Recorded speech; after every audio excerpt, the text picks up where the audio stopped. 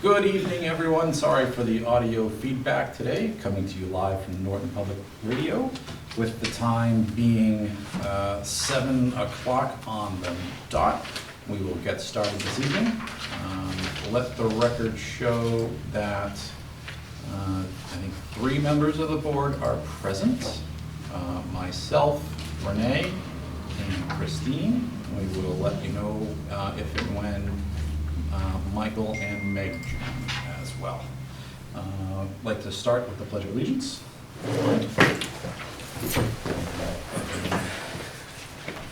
pledge allegiance to the flag of the United States of America and to the republic for which it stands, one nation, under God, indivisible, with liberty and justice for all. Thank you very much. All right. I'd like to start, as we normally do, by opening it up for public comments.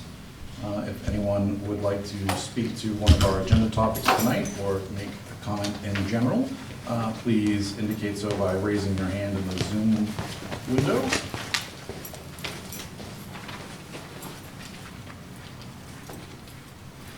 All right. Seeing no comments, we will move on. For the minutes, we have 3 sets of minutes to approve. Christine and Renee, are you comfortable approving those, or would you prefer to wait for Michael and Meg?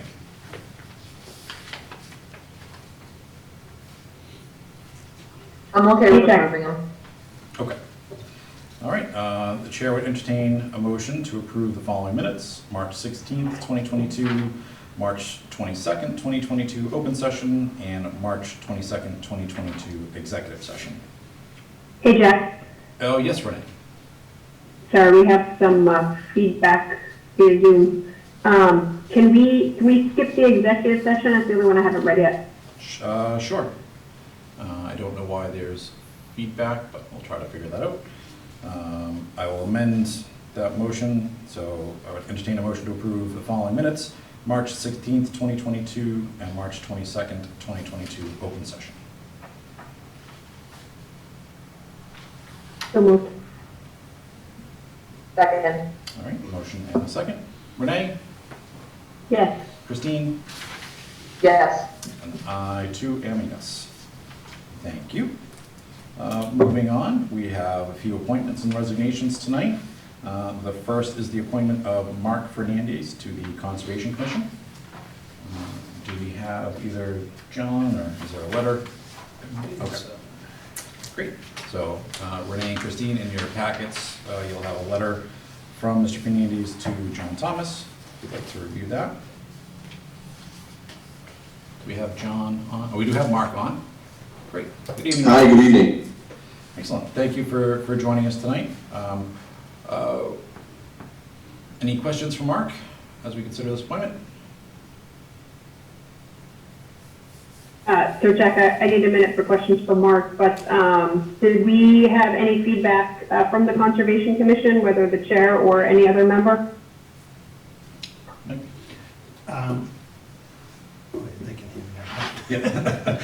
I was trying to unmute Renee, but I don't have to now. No, you don't, Mike. Yeah, John said that, they did review it, and he recommended that he be appointed, John Thomas. So who reviewed it, Mike? I only asked because I did watch the Conservation Commission meeting from Monday, and I know Mark was introduced, but there wasn't any discussion on it. Did it happen previously? Right back.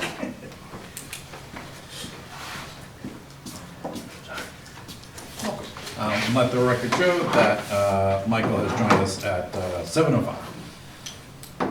Well, Thank you, Mr. Chair. we are discussing the appointment of Mark Fernandez to the Conservation Commission. Okay, great. Sorry for being late. I'm not sure, Renee. I know when John sent it forward, I can't remember the email right now, but I just, it looked like he had brought it to them, but I'm not sure. Yep. That was what I took from that as well. Yeah. Okay, I guess, Mark, I can assure, I know you were on the meeting. I don't know if you had any other discussion with the commission? about your interest here? No, I mean, it wasn't anything more than a brief introduction, as you said. But, sent an email to John, had a conversation with John a couple weeks ago to express my interest, and certainly happy to answer any questions you might have. Excellent. Well, I guess, can you explain your interest in the Conservation Commission? Yeah, sure. So I've been a long-time Norton resident, lived the majority of my life here. Grew up in Norton, went to Norton High School, graduated from Norton High School, and then moved back here. About 5 years ago, I built a house on South Worcester Street. And as part of that process, the back part of my property has some wetlands on it, so I went through the conservation process at the time, became introduced to it at that point. And then just, over the last several years as a homeowner, a property owner, of a property containing wetlands, I've gotten to know the regulations a little bit, just to essentially understand how it impacted me. And certainly I've, touched base with the Conservation Commission from time to time to see, what it entails. So I feel like I've gotten to know the process a little bit. I don't claim to be an expert by any means, but, I worked in healthcare compliance and risk management, so, a big part of the last 10 years or so of my career is reviewing and interpreting state and federal regulations and applying them into a healthcare setting. So certainly this is a little bit different, but I feel comfortable navigating complex regulations, applying them to specific settings. And it's a personal interest. I'd like to get to know the science end of it a little bit more, but I think I bring a different, kind of my own unique perspective that I think can contribute to the commission, and I look forward to participating in that process. No, I think that's great, and we're certainly, I think that my fellow members will agree, but we're certainly thrilled that you have interest in doing this.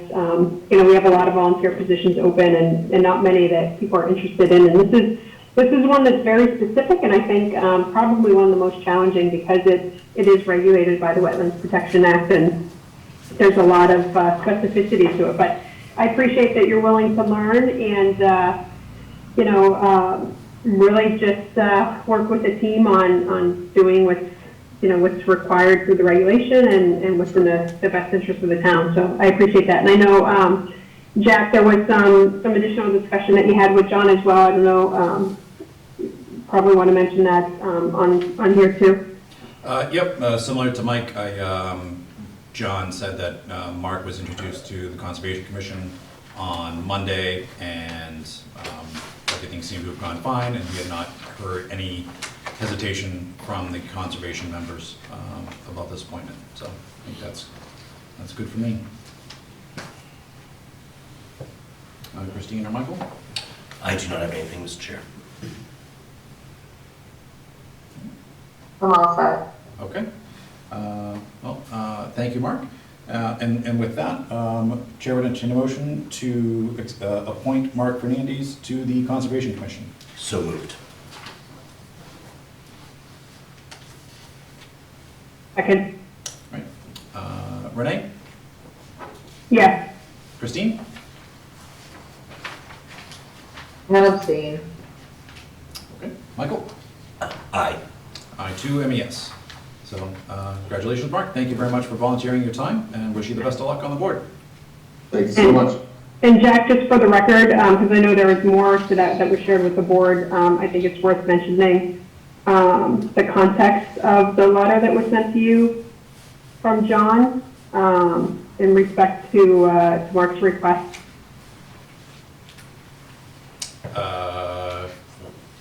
Can you elaborate on that? I'm sorry. Oh, sure. No. I can pull up just the communication, just his request to be recused from all matters pertaining to one of the legal matters that is in process. Yes. Yep. You are correct. That came from John, and that's something that Mark volunteered. So I think it's to me a non-issue. Yeah, I just wanted to mention it as matter of record. Yep. Thank you for bringing that up. I did mention that, and that's a strong stance that I take. I'd like to not participate in any discussions or votes regarding the 162 West Main Street case. So happy to deal with everything going forward, but, choose to be out of that one. Excellent. Appreciate that, Mark, and I don't know the reasons behind it. I don't think we need to, but I appreciate you communicating that with John. That's great. All right, so if my math is correct, that was 3-0 with 1 abstention. So, Mark, welcome aboard. Thank you very much. All right. Good Next luck, up, Mark. Thanks, Mark. next up is another appointment, Jeff Stoloff to the Historical Commission. And Mr. Stoloff is on tonight. Welcome, sir. Thank you very much. Happy to be here. Similar to Mark, why don't you tell us a little bit about why you're interested in joining the Historical Commission? Sure. Well, as I said in my letter, I've been teaching history for a long time. I'm very passionate about local history, and I try to teach my kids that all history is local, and you learn from the past. And I've also always been involved in town politics, and I thought this would be a good way to get back. I've been in Norton for 7 years now. I love the town. I love how it's run. And I think the Historical Commission is doing a great job. I just wanted to pitch in a little bit. And it took me a while because I've been involved in a nonprofit organization as president for a long time, which took a lot of my free time. And now that my term is ending, I just felt like it was time to get back. Excellent. Well, that's great. Thank you for considering the town to receive some of your hours that are freed up.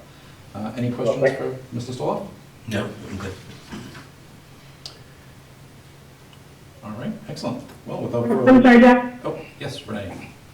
Sorry, I'm going to ask the same question too. Has there been any discussion with the commission as well on the appointment? There has not. There's only 3 people on the commission right now. There's 4 vacancies. So I'm sure they're glad to have a body. I think that's a safe assumption. Yeah, I think that's a good assumption too. And the reason, like I know we've asked before, and I can speak to this as a member of a commission that's appointed by the board too. I just think it's good practice for us to make sure that folks are aware, and if they have any questions or want an opportunity to speak, to any volunteer, that they should prior to the select board making a final appointment. I mean, in this case, I think it's fantastic too that you're willing to volunteer and bring all of your knowledge to this group. So I certainly welcome it, as I'm sure that the commission will as well. But just a point of order that I think we just need to have better communication with the other committees and commissions, just to be sure that they're aware. And if they want to participate, then they could. Yeah, I'm sorry. Just so you know, I just mailed the letter in like the end of last week, so I never expected it to be turned around this fast. So it's only been 3 or 4 days since you've gotten it, so there hasn't really been much for that. So I'd be happy to wait till the next month if you feel like you want to give it some time. No, I'm comfortable doing the appointment. I don't know about the other members. I think that you bring a unique perspective and good experience, and to Mike's point, it's a commission that is lacking in membership. So certainly, if you're willing to volunteer, and I think it's fantastic. Thank you very much. I'm very excited. Just to, I think, reinforce Renee's point, if we could have any future appointments run by either the chair or vice chair or the member body, I think that would help provide us some insight. Okay. Excellent. So with that, entertain a motion to appoint Jeff Stoloff to the Historical Commission. So moved. Second. Okay. Renee? Yes. Christine? Yes. Michael? Aye. I too am a yes. Congratulations, sir. Thank you so much for volunteering your time. We really appreciate it. Thank you very much, everybody. Thank you, Mr. Thank you. Good luck. Thank you. And with that, it is 7:15, so we do have a public hearing on our agenda for tonight. So I will call to order the public hearing on the application of Kaibal Grupa Corp., DBA Norton Liquors, manager Darben Patel for a change of location to its retail packaged goods store license to expose, keep for sale, and to sell all kinds of alcoholic beverages not to be drunk on the premises from 92 Mansfield Ave to 175 Mansfield Ave, suite number 2. All right. Mike? I know Mr. Patel is on, and may be able to speak about his new location. Excellent. Good evening, Board. This is Matthew Porter. I represent the applicant as well. So if it pleases the Board, I can certainly just give an overview of the transaction, and then Mr. Patel's here if you have any questions as well. Thank you. Please do. Sure. So pretty straightforward. This is a change of location for Norton Liquors. Cabal Krupa Corp is the applicant that does business as Norton Liquors. They've been in town since 2014 at 92 Mansfield Ave. They've had an opportunity to move that location to 175 Mansfield Ave, which is the Great Woods Marketplace. This is going to give them the ability to more than double their space to build out a new beautiful store. So certainly they'll be able to bring a wider variety of inventory and choices to the community, hopefully create a little bit more one-stop shopping. So they're excited for the opportunity to continue to grow in town. That's great. Thank you very much, Attorney Porter. Any questions for Attorney Porter or Patel? Mr. Chair. Yep. So, Attorney Porter, maybe Mr. Patel could just kind of talk a little bit more about what they envisioned with the new location. Obviously, you mentioned a wider selection and so forth, but maybe there's more. Is there any more detail than that, or?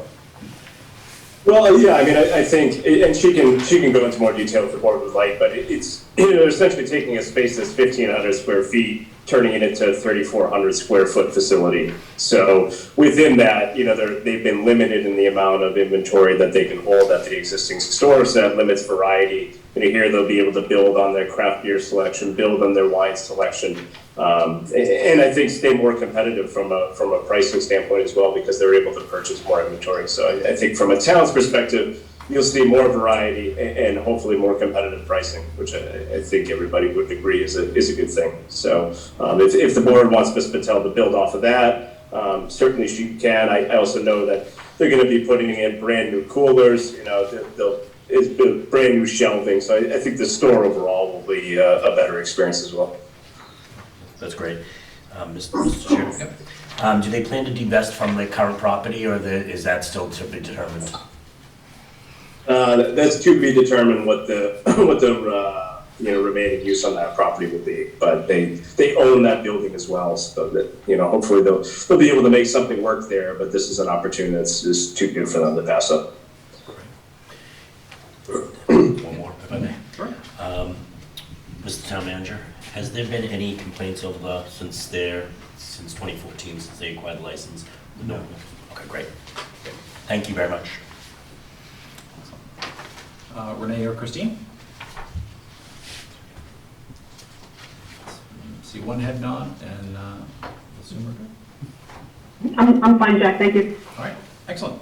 Well, without further ado, Chair would entertain a motion to approve the application of Cabal Krupa Corp., DBA Norton Liquors, for a change of location to its retail packaged goods store license to expose, keep for sale, and to sell all kinds of alcoholic beverages not to be drunk on the premises from 92 Mansfield Ave to 175 Mansfield Ave, suite number 2. So moved. Second. Motion and a second. Renee? Yes. Christine? Yes. Mike? And aye, and congratulations. Yes for me as well, and best of luck in the new location. Excellent. Thank you so much. And then, I think it's a matter of formality, Chair would entertain a motion to close the public hearing. Motion to close the public hearing, Mr. Chair. Second. Okay. Renee? Yes. Christine? Yes. Michael? Aye. 2 MES. Need to get you all back in person so we can just do the voice votes instead of going person by person. All right. With the public hearing closed, we will jump back into our regularly scheduled agenda and picking up in the midst of appointments and resignations. we have the resignation of Michael Fiore from the Finance Committee. Michael sent this in, I believe, March 21st. And if I'm correct, I think the town moderator may have already appointed a replacement, or is close to doing so. I'm not sure if this replaced this one. Okay, well, if you are interested in joining the FinCom, please reach out to the town moderator. His email is on the town website. I think we have to vote to accept this one, or is this within the town manager's purview? No, you don't have to. Okay. All right. If we didn't accept it, he'd be able to stay on the That would be interesting. I think that should be put to the test maybe next term. I'm in. All right. Second, we have the resignation of Sharon Stedman from the Council on Aging. Apologies, the town manager decided the floor was thirsty. Thank you, Mike, for taking care of the floor. So, yeah, Sharon Stedman has, sent in her resignation for the Council on Aging. Yes, okay. Does this one we need to motion to accept or just acknowledge? All right, we'll acknowledge that. If someone wanted to join the Council on Aging, how would they do so, Mike? They can reach out and send me an email or send Beth Rossi an email. All right. And that's munits@nortonmaus.com. Yeah. All right. Mike, is that an appointment from the select board, or? It's a joint appointment. Okay, thank you. All right. And with that little interpretive dance interlude, we will move on to the discussion and or vote to appoint a select board representative to NOPE, which has been vacant since one of our prior members left. This is why you guys are here. Yeah, I was looking down the agenda, high and low. Good evening. Back in 2016, we started the Norton Opioid Prevention Education Collaborative. It was really a spin-off from the opioid addiction that happened. And really the mission of the collaborative is to utilize multidisciplinary approach with community members and leaders to strategically plan for prevention, awareness, and education programs to end opioid abuse within the community. Mary Steele was the last member from the Board of Selectmen, or the Select Board, to represent the board. With COVID happening, we kind of stepped away a little bit, but we're getting ready to kind of start meeting again. We have another meeting, kind of the first in-person meeting in April, and I'm just looking to see if if there's a member that would like to participate. It's not a lot of heavy lifting. It's about 3 or 4 meetings a year. We've done a visual. We've planned some education things in the schools and at Wheaton College. So there's a whole host of representatives from the town, including the fire department, veterans agent, senior center, the town manager, Sturdy Memorial Hospital, the YMCA, the state reps, the senator, the DA's office. So it's kind of a whole host of people. It's a good collaborative meeting to talk about the opioid addiction and some other things that might come up, including like mental health, all to support and prevent and educate the public. Excellent. Just before we get into the discussion, for the board's consideration, since 2 of our members that haven't be here tonight are leaving in a month from tonight, and there'll be 2 new bodies sitting here, I'd like to suggest perhaps we consider holding off on making any appointment to this until the new members are seated, so that there can be perhaps some new volunteers and reflect the voice of that board. Is there a meeting between, Mr. Chairman, is there a meeting between now and May 5th that you would like the select board representation? We do have a meeting, I believe it's April 27th. It's a Wednesday. It'll be at the middle school library. What It's time- not, What it's time at are the meetings, Brian? 11 a.m. and they're usually roughly an hour. So it's certainly up to you. I just wanted to kind of bring it to your attention and see if there's any interest. Yeah. Mr. Chair, obviously, as Chief Clark and Chief Simmons know, and as their teams know, this there's been a movement to try to fight this locally or come up with ideas on how to fight opioid addiction. And this is obviously a very important committee. I definitely would volunteer for the 11/8, the April 20th meeting, and then regroup on May 5th for reappointment if that's what the board pleases. Is it the 20th or 27th? I believe it's the 27th. 27th, I'm sorry, you probably said that and I just Okay. misspoke. From speaking personally, I would have no issue with that, Michael. That make sure that there's continuity Yeah. in that transition. Is the May 5th our first meeting after the election? No, I think it's the 4th. It's the 4th. it's the 4th. Again, I'm messing up all the dates, look at me. Okay, so I would I'm just sorry, say, Christine, it is May 4th, you're right. yeah, so I would just say okay, so no, just for Jen's reference, if we could put like the appointment, like to Nope. establish or to elect a representative note for that meeting. But yeah, Michael, I'm okay with it. That'd be great if you could, Yeah, and what I will do is, attend that meeting on the 27th. and then I can report back to the board what happened there, and then we can get a not full-time, a person appointed. Great. Thank you. All right. Thanks, Chief. Thank you, Chief.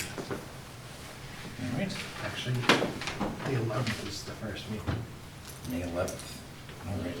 We're all over the place. That'll give you some time to send an email out to them at least to let them know what it is before getting asked at the first meeting. All right.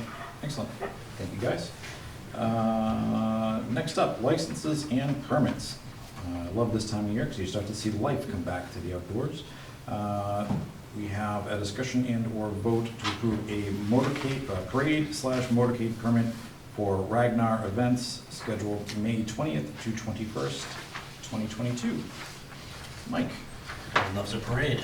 They've done this before. This is an annual event, and I know that the police chief has already signed off on the event, and they do a great job, and there hasn't been any issues in the past. I'm sorry, what's the event exactly? I It apologize. is a massive relay race. They used to run from Hull to the tip of P-Town, and they would run for like 24 hours straight. There's teams of 6. It's really, really neat. I've had some friends that do it. Cool. I never have. My family motto is run only when chased. So Yes, that's what it's- it's a good motto. I think as of last year, they changed the route and are now coming through Norton. In the wee hours of the morning. Looks like this is starting at 10 p.m. on May 20th, and they'll be out of here by 6 a.m. on the 21st. So very little impact to normal operations here. Okay. So we do have Chief Clark, Chief Simmons, and Deputy Chief Wilson here, if there's any questions for this. I think we may have representation from Ragnar as well. Yeah, Jack, my only question is, and I don't see it in here, so I think no, but I'll ask, are we looking to close any streets for this? It seems like they're going to the high school on 123, so I just don't know how large the group is, or the anticipated group of runners from a safety perspective. Yeah, it's very sporadic. And there's no roads closed. It's very sporadic. Yep. And town manager has said that, And Renee, I believe Amber is on. yes. Good evening. Thank you for joining us. Hi, I am on. Can you hear me okay? Loud and clear, great. Yes. My face is so much bigger than anyone else's on here, so I'm sorry for that. But just like I said, it originally was in Cape Cod. We were really excited to get the new course. It was super successful. Our charity teams did fantastic. They do trickle in over about 8 hours. You'll see team vehicles coming in after about 6, and then the themselves will start at about 10. I wanted to give it. I had originally stated that we expected about 250. We still are allowing deferrals due to the pandemic. So many teams have pushed to 2023, and I expect about 180 individual runners. So that's going to be a little smaller impact. That's about 50 more from last year, but again, they trickle through. I've extended start times to keep about the same flow of traffic. And then I do have a question. We have volunteer opportunities that are paid opportunities, fundraisers. Because we are not a 501c3, our hands aren't tied, so we can benefit a local family or, I know we have neighboring schools that are looking to earn funds. I'm just wondering if you happen to have a charity group, a chamber of commerce, which I'm happy to join, or just a family in need that may be looking for those volunteer opportunities along the course. Is that something that, being that this is only our second year here, we haven't necessarily made all those connections. So a question from me, and then if you need any clarification, I'm happy to answer questions. Great. I think, Mike, that's a great conversation for yourself, Amber, and Beth from Human Services to identify the best potential source for them. Okay. Any questions for Amber or on this? None here. All right. Excellent. Well, if there are no questions, I would entertain a motion to approve the parade/motorcade permit for Ragnar Events LLC for May 20th and 21st, 2022. So moved. Second. Renee? Yes. Christine? Yes. Michael? Aye. Two and me, yes. Excellent. Welcome back to town and best of luck with your event. Thank you. You guys have a good night. We will You as well. see you soon. By the way, the sidewalk going up on as we come into Attleboro looks fantastic. I was out 2 weeks ago and it looks like it's really making progress. So I'm happy for that.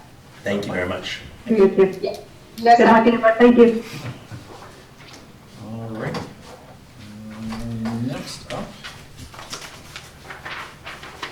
one-day beer and wine liquor license to Scott O'Rourke on behalf of Wheaton College for private events at the Loft and outside from 9 p.m. to 12 a.m. on Friday, April 8th.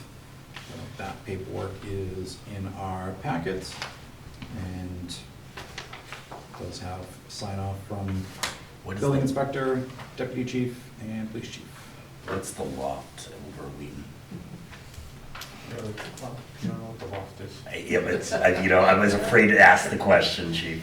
It's like their old campus bar. Okay, perfect. And 2 sworn officers will be there. Any questions on this?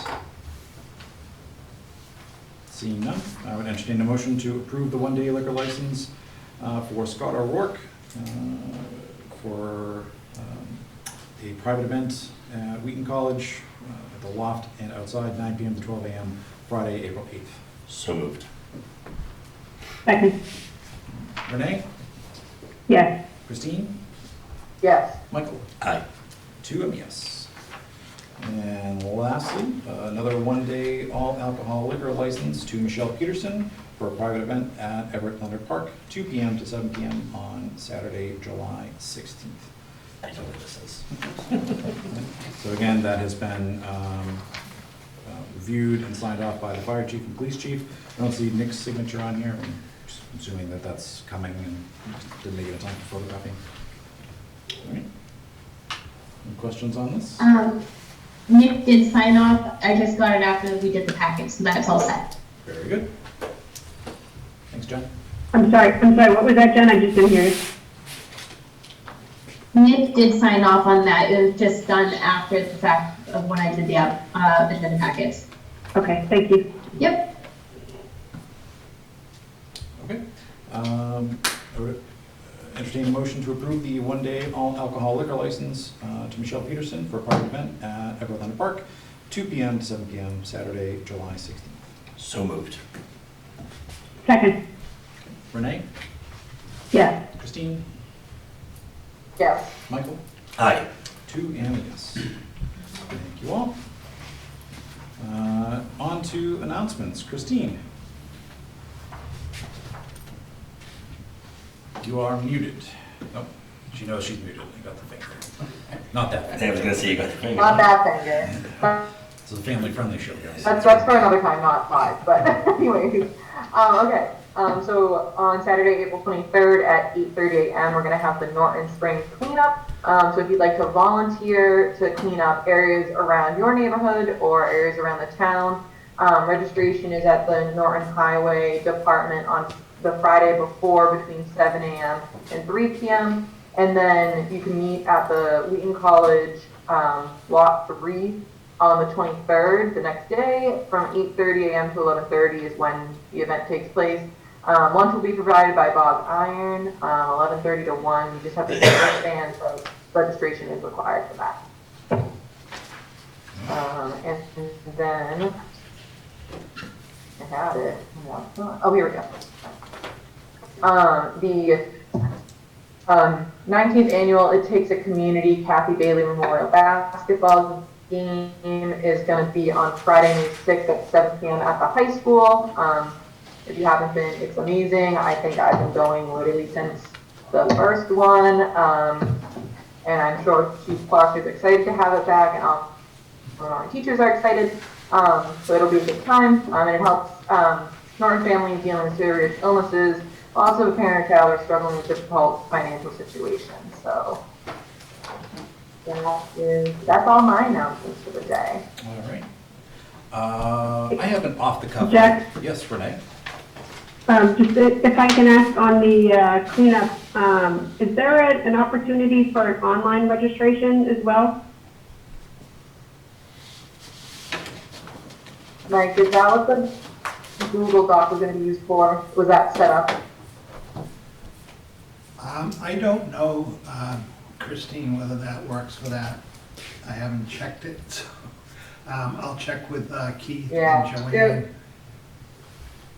Yeah, there was an issue because the woman who was doing it for Wheaton, who did like a lot of the setup with the flyer and the links, she is no longer there. So we have a new liaison. So we've been trying to figure that out. I agree there should be some sort of online registration, and you should just be able to just a simple Google Doc where you just say, you know, your name, where you'd like to clean up, and you can pick up the wristbands that day. If you'd like to go to Bog after. Okay. Thank you. Great. Any other announcements? No. All right. Going back to the spring cleanup day, I'd like to challenge my fellow select board members. Whoever goes out and collects the most nip bottles gets $100 donated to a charity of your choice. I'll match that. You're on. All right. Yeah, I'll match that, and I'll match your challenge, so $200. Okay. Great. We'll take that offline. I know where I'm going, so. Oh, you've already see, this is unfair, you've already kind of stuck I in the have mud. a theory. It's a toss-up whether it's going to be more nip bottles or more bags of dog poop. Well, We'll see. it's If that's the runner-up shot. price. All right, excellent. Well, thank you guys for joining me in that. I think it's a great, fun way to give back to the community in multiple ways that day. So, Hey Jack, we should do a little squares for the basketball game, or just say over/under, and raise some money and donate some more to It Takes a Community. that sounds good. I'm glad the police chief Once we has see the left the roster room as we've of started who's talking playing. about gambling. Yeah, I'll let you run with that idea. Okay. I'm in. Okey dokey. All right, that's our announcements. We're on to new business. And we've done our public hearing. So, Mike, a review of the American Rescue Plan Act, AKA ARPA. Is this your PowerPoint skills, Mr. Town Manager? So, Yeah. let me share my screen. Yeah.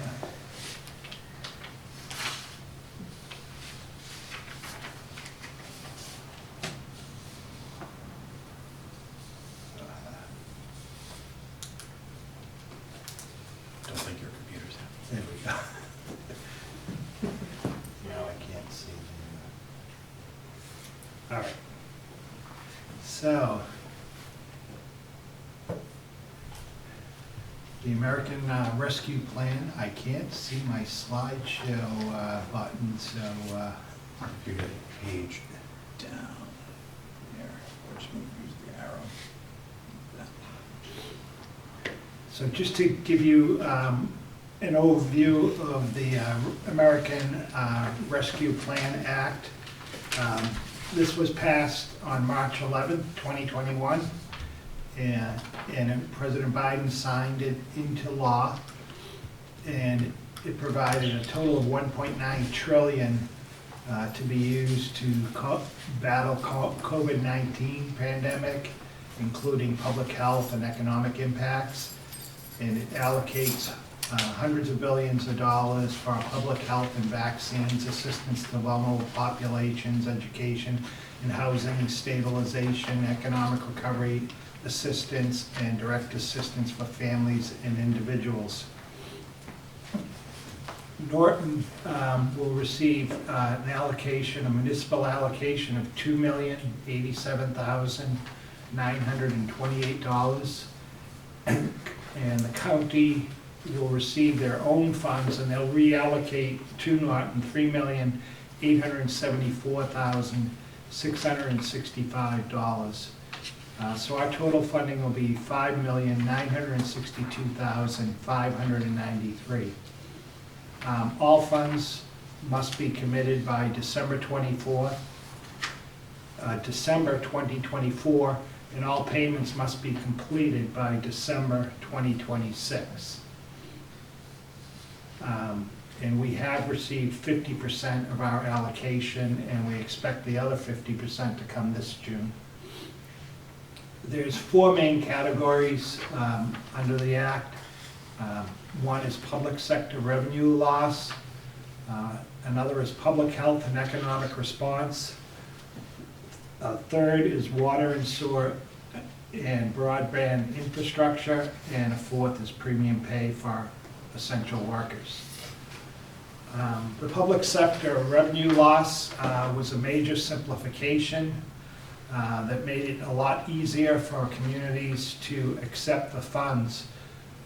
So under that, the new simplification, everyone can consider $10 million in revenue loss. So everyone gets that base, so we automatically can take our $2 million as revenue loss. So that made it a lot easier. The county reallocation cannot be used as a revenue loss. So functionally, does that mean if it goes as a revenue loss that it goes into free cash? Or where does that sit within the municipal funds? It's still grant funds. Okay. So it'll be in a separate category for grant, and then we can expend it through requests. Okay. And some of the requests that we've had under the public health and economic response, the fire department, and I know the chief is here tonight, rapid PCR testing equipment and test kits, which they purchased, that was $6,470. PCR tests that were done, $4,000. Emergency Operations Centers equipment upgrades, $1,790. COVID tests for employees, they purchased $2,700, and a shift command vehicle, $77,000. And the fire department also has requests that will have to be reviewed. Ambulance purchase, $360,000. HVAC mini split system, $20,000. And self-contained breathing apparatus, $500,000. And portable radios, $350,000. And I don't know if the chief wants to talk on any of those, or if you have questions on any of those for him. I'm happy to answer any questions if you have any. Sure. Yeah, come on up, Chief. Mr. Chairman? Yep. So I see portable radios. I know when we went into the regional dispatch center, that was one of the things that they cited, that there'll be grants available for portable radios and so forth. Is this separate from that, or is that pretty much that idea gone now, that there will be grants for portable radios? I don't know if it's gone, but it's not going to be I don't think in the immediate future. Okay. So just to speak on the last two items here, the self-contained breathing apparatus is obviously the air packs that we wear in the fires and the portable radios. We currently have grant applications through FEMA right now that we're waiting to hear back from. So we're hoping within the next couple of months, we'll know whether we're gonna be awarded those grants or not. So if we do, we won't need those, but a lot of these items will come off of what would have been capital request for us, so. But that portable radio grant, if we do get that, when you get the federal grants, the community typically has to match at least 5%. SEMREC, the Regional Communications Center, has agreed to pay for the town match. Okay. If we do get that, so they are making a contribution if we get that award.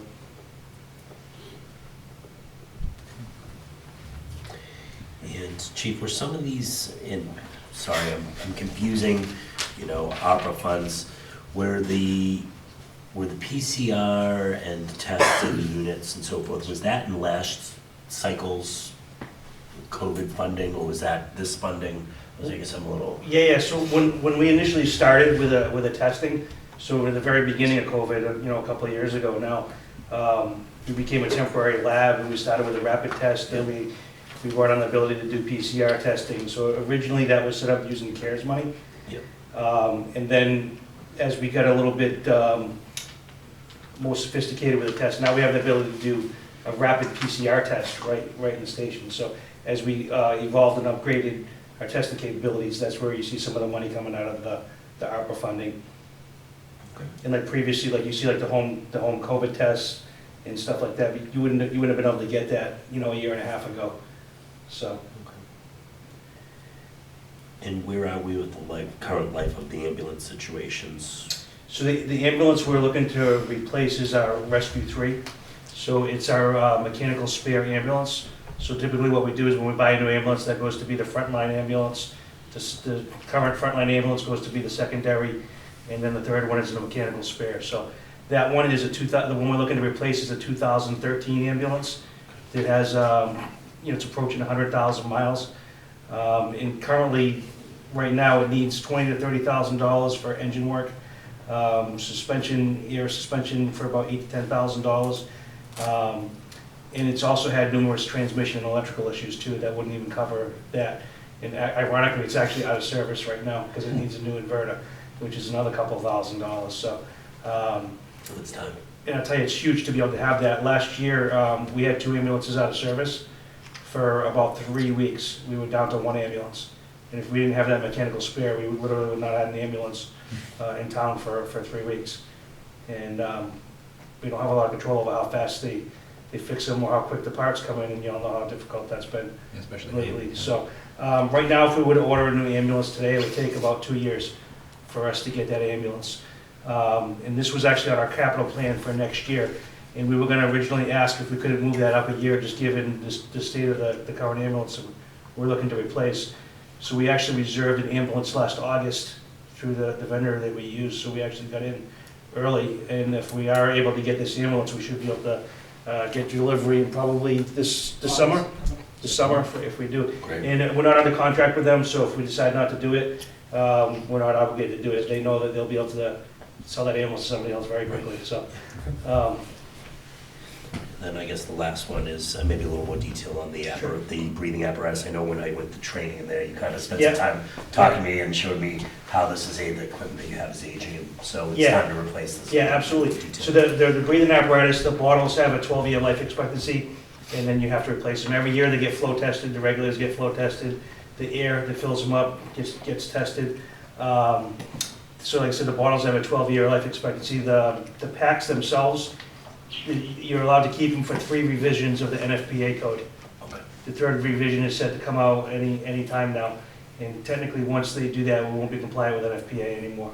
And plus, we've had them for quite a while as well. A lot of the bottles are out of date and so on and so forth. So I know that's 12 years, but what's the real life? Like I can't the see, bottle, you've showed me the equipment before, yeah. I can't imagine those lasting 12 years. Well, it depends, yeah. The ones that are on, like the trucks that don't get used as much, they last a little longer, but we also cycle them through when they break, and then we move those over to the trucks that don't go out quite as often. So it depends on, it takes somebody to go in and get the hose cut or mask.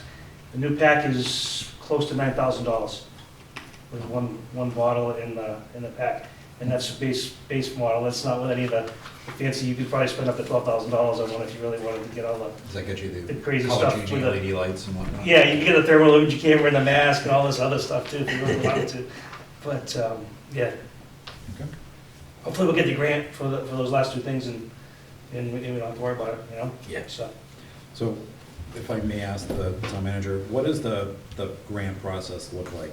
So, Chief Simmons brings it to you and you submit it in to the government, or do you go direct to the administrators of this fund? Yeah, I can probably answer at least part of that anyway. The grants that I'm talking about are federal grants. Okay. They're through FEMA.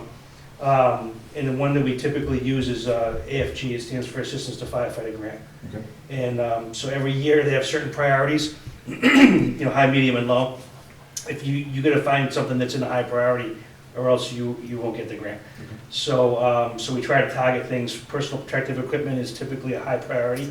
So things like portable radios and self-contained breathing apparatus have a pretty good chance of being passed. So when you submit for one of those grants, it has to pass the computer. And then from there, it goes to a bunch of federal reviewers that go there and rate your grant versus your need versus other communities. So. So that would be, if that comes through, that is funded outside of the ARPA funds, correct? We're going belt and suspenders? That's making sure it's correct. I covered. put it on there though, in case we don't get the grant as an Understood. option, Okay. if you all decided that that might be something you want to utilize that funding on, so that we don't have to, you know, use capital funds next year. But we did do that grant a little bit early, just in case we don't get it, we can apply for it again. All right. All right. Thank you. So, Mike, I know you're having, I lost my connection. he's back. For the ARPA funds, how does that fund distribution work? So we don't, because we can take the funds as revenue loss, we have the funds. So it's just a matter of reviewing the submittals and then seeing, you know, if what everyone would like to see happen. Okay. And is everyone ultimately the select board? Yeah. Or- Okay. So that's the way we'll have to look at whatever, like tonight, you'll obviously take it, and then at a future meeting, we'll come back and bring back the suggestions of things that we think we can fund, and then. Okay. All right. Excellent. So, sorry, Mr. Chair. Mike, explain that to me. You take that as revenue loss. The average person at home is like, what does that mean? You're talking like municipal code, yeah? So, with the ARPA funds, if they hadn't put in the provision that you could take, everyone could say they had, if you had up to $10 million in revenue loss, you just, that's like the bottom. So every town can just say, because of COVID. They'll backstop it. Yeah. Okay. And if they hadn't done that, then everything we do, we would have had to apply for each individual. Okay. So it speeds up the process.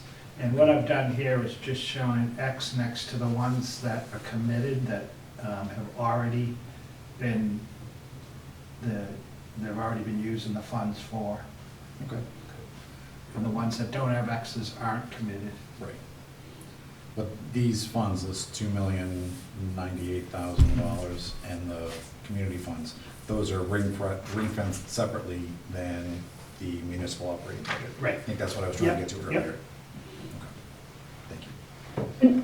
And so Mike, you mentioned this, like being related to COVID, like aren't there specific requirements that you have to show some relation to COVID?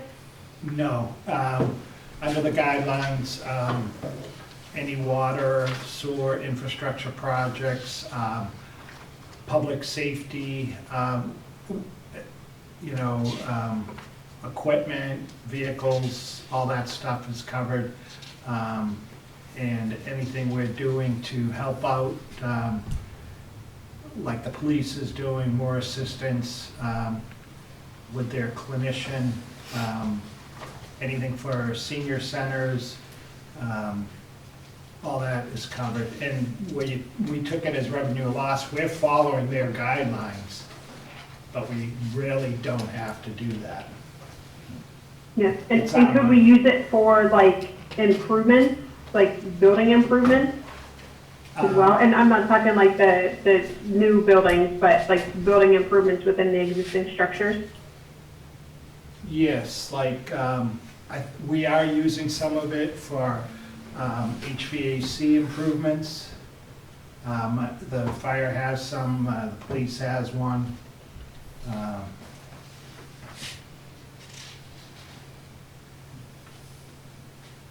Okay.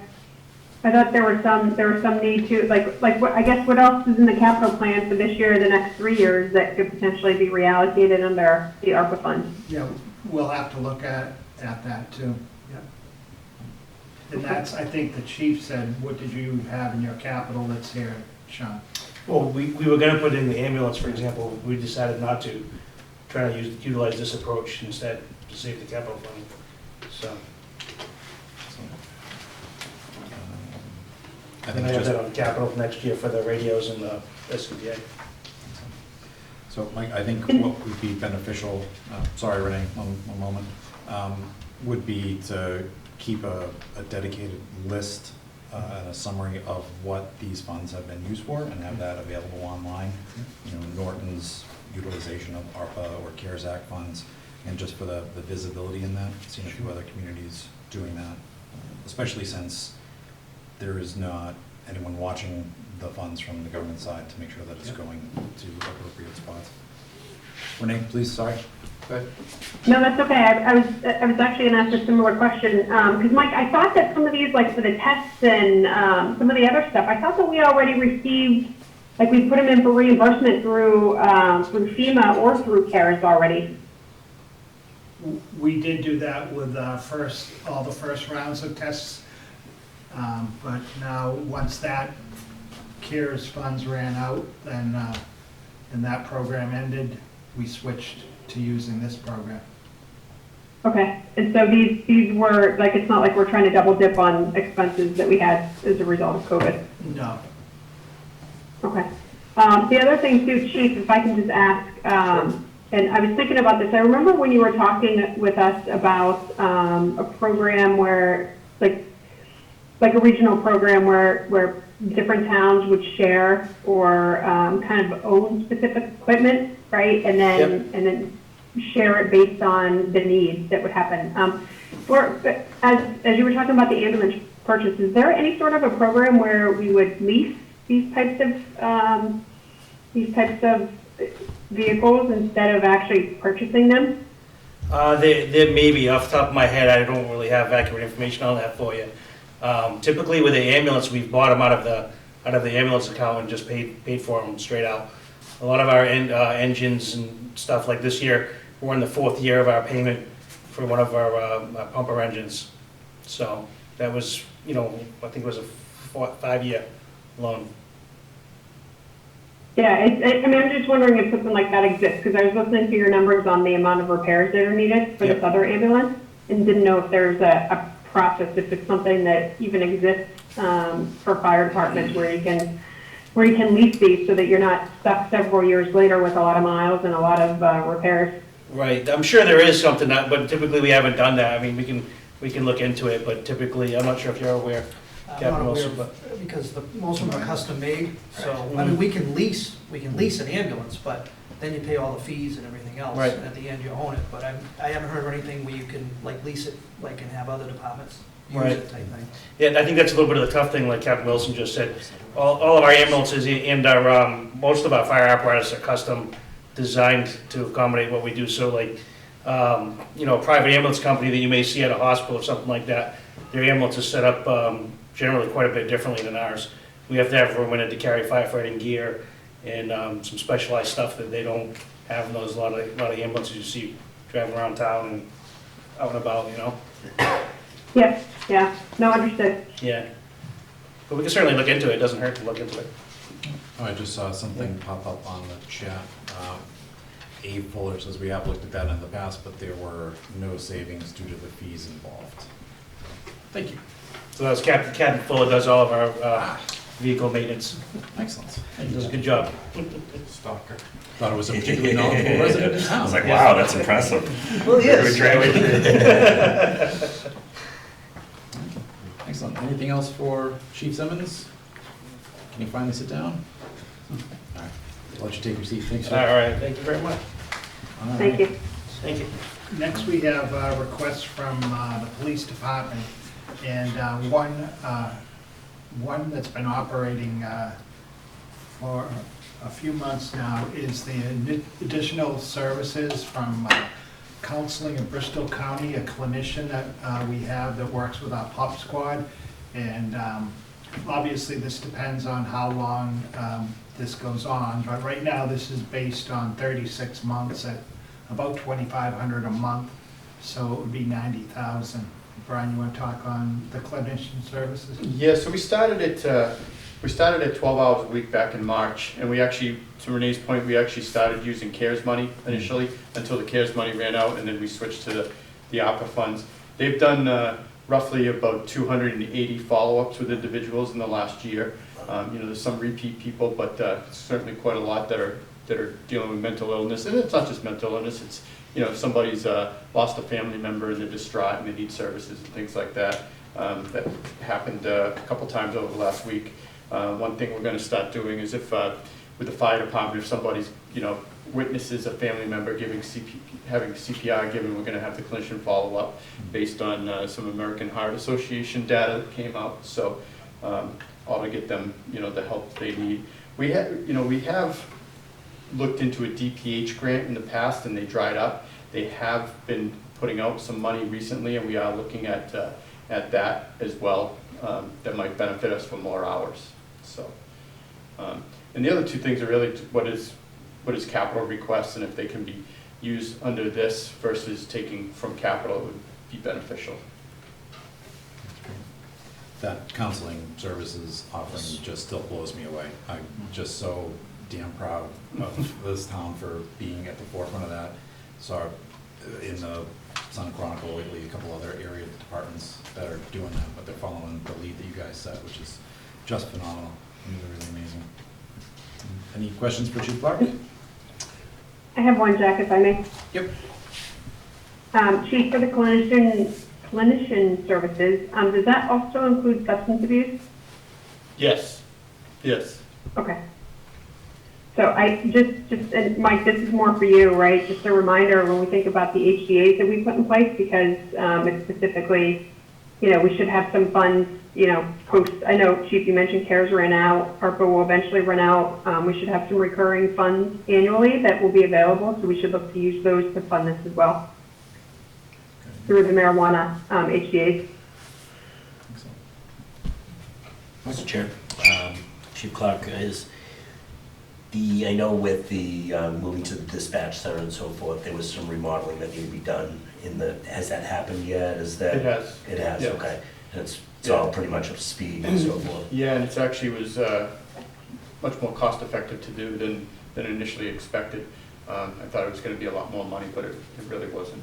So. And the locker room situation, I know we were very limited if we were to hire another Yeah, female so officer. the locker room situation is a real issue. We have 5 lockers, we have 5 females. Probably in one of your next meetings, you're going to get a request to hire a new female, 6 females, so we have 5 lockers. And we talked about this at the site plan review for the new town hall last week, and some campus plans with us. I mean, at some point in time, I don't see how we don't have some type of addition to the police department too. And we can't do a competition, shooting range, I'm only teasing, obviously. I mean, we were very lucky when we did move to SEMREC. That freed up a large space for us. That, it's a 20-year-old building, and it was built for a 20-year plan. So that freed up a lot of space for us. Okay. And I know that obviously when discussion comes out of Washington, Mike, have you asked any questions or follow-ups? I know the current administration is talking about expanding services and funding to police departments and so forth. Is there any discussion if that would ever make it down to this level at that point or not? I haven't heard that. Okay. I don't know, Chief of Police Association. Yeah, there was some discussion, it was on some email threads last week about, what does the federal government give for grant funding? It's what we benefit from federal grant funding is basically traffic, equipment and enforcement. We're not getting grants like, the fire department did with the SAFE grant and things like that. Whether or not that'll come down, it certainly could. Really, the last grant funding cycle was in the Clinton years in '94 when they funded the COPS grant, so I'm guessing this could be similar, Okay, but I don't know. all right, we'll keep our fingers crossed, hopefully it does happen. Anything else for Chief Clark? Thank you. Thank you. The next thing's under Norton Emergency Management, and as you know, when COVID hit, working from home became a big issue, and so Norton Emergency Management worked to get new phones that department heads can take home and plug into their internet, and it'll be as if they're working. I know emergency, you guys use them on an emergency right now, so they can plug into the internet and you can use the phone as if you were sitting right in your office. And as part of that, they had to upgrade the server to handle the load. But total on that is $9,800 and $10,198.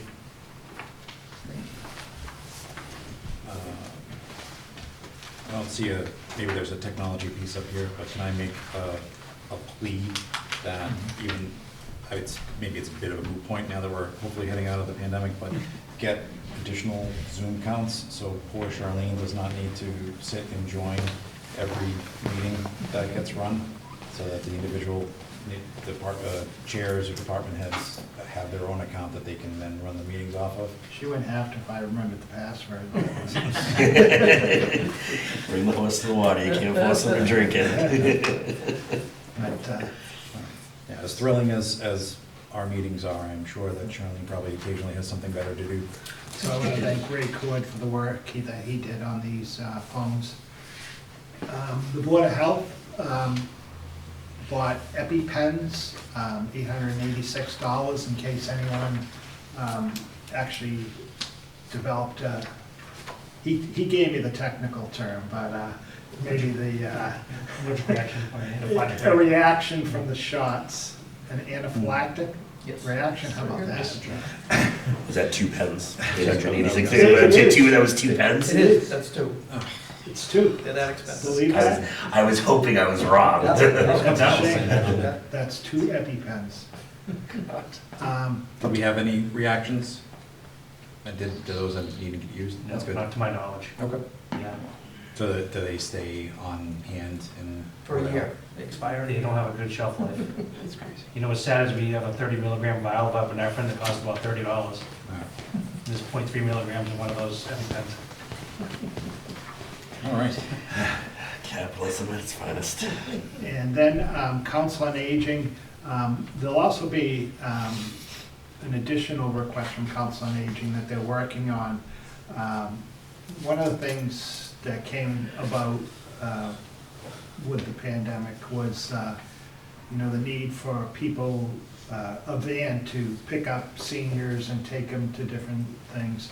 And we're probably one of the few towns that doesn't have a van. Almost every town has a Council on Aging van. I know I've said it before, I live in a town with 7 square miles and 11,000 people, and we have 2. But every town has a van, and so they're looking into the type they like to have and the cost, and that'll be a request that'll be coming. Right now, the need was immediate for increased hours for the outreach worker to work with residents, and also a need to increase the hours of the clerical staff because of the number of people that they've been dealing with food assistance, fuel assistance, and just mental health issues that have developed, isolation and things like that. And so this also is based on 156 weeks of additional hours, and you know, we don't know whether this will all be, gradually, we'd like to work these hours into the budget of the Council on Aging, but for right now, this is a cushion to help get to that point. Mr. Chair? Mike, has Beth put together a proposal for you on that van yet, or besides obviously the cost of the van, someone to drive the van? Right, that would have to be another expense that we would look to fund through the driver portion of the van. We'd look to fund through this and gradually ramp it down and slowly put it into the budget of the Council on Aging. So similar to the safer grants as they Right. reduce over time. Does GATRA have any kind of, can they assist us in any kind of way to kind of close some of the gaps on this or anything? Have we spoken to them, or, I'm not even sure if they have something, but Yeah, just ask the no, question. we haven't spoken to them. I know that the Chief Clark and Chief Simmons had said they'd work with them on some of the places they have consortiums that they buy vehicles through, that they can work with them. Okay.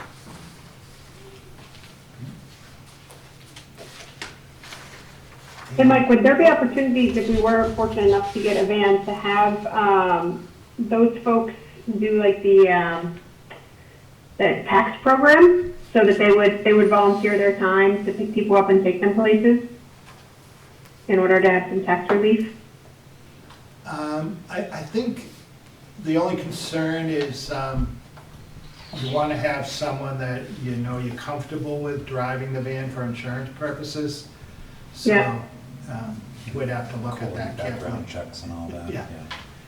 Yeah, I mean, just wondering if, you know, a vetting process. Yep. I think some of that happens anyway, right, with depending upon what type of volunteer? It does. Yep, we vet them. Okay. Yeah, I think it'd be a nice opportunity to like put, you know, community members in touch with community members. I know that's down in the future, but just a thought. And then under economic response, the planning director has presented a few items here. And I know, I'll introduce them, and then I know that Paul is on, so he can speak further to them. The first one is consultant services to establish a business association in downtown, $25,000. Another one is aid to small businesses impacted by COVID-19. Under this category, the maximum would be $20,000, and businesses would have to show that they were impacted by COVID-19. Another item is $10,000 for development of doing business in Norton guidebook. And the last item is consultant services to develop a 40R smart growth district. And I know the town planner is on if you have questions on any of those proposals. Great. I'm sure we do. Welcome, Paul. Hi, everyone. Who wants to start? I can start. Paul, I have a question on item number two questions actually. So I know that we've talked about the impact for the small businesses, and I thought that for the majority that you've reached out to, that they have been able to seek assistance from other sources. So I just want to know like what the kind of what the justification is for $125,000 there, based on what you know, and then additionally, if they don't use those funds, right, what happens to the allocation of that? Right, so, this was, this particular item, I had been communicating with some other municipalities around the state and how they've used it. So these funds would be used to help businesses invest back in themselves to help become more financially sustainable. And a good example is the city of Taunton has used ARPA funds to help local businesses get point of sale software to help them get. They had a lot of businesses that did not have the ability to where a customer couldn't buy stuff online. And so the story that their economic development director told me was there was a restaurant right down the street from them. They were trying to call to order sandwiches. The phone was off the hook, and they didn't have a way to go online to order. So they were working with groups like that to help them, to provide those types of tools to help them get, to help with their financial sustainability. I'd really need to have Mike answer the question, if we don't use all of the funding, what happens to that? But I think that programs like point of sales software aren't being covered by things like paycheck protection. So this would be outside of that realm. This, ARPA made it very clear it was to help small businesses hurt by COVID to be able to provide them with investment to help them, whether it's purchasing some capital or doing software upgrades, things like that to help them to move forward. It could cover training, other programs like that. Yeah. Does it cover anything like in retro, Paul? So, for those, I'm thinking of Max and Waltz, right? Like they had to purchase a tent and some other things to have outdoor dining. Like, can they apply for reimbursement? So some of the expenses that they've already had as a result of COVID could be covered? I think this is actually looking forward. Okay. I don't think it was meant for that.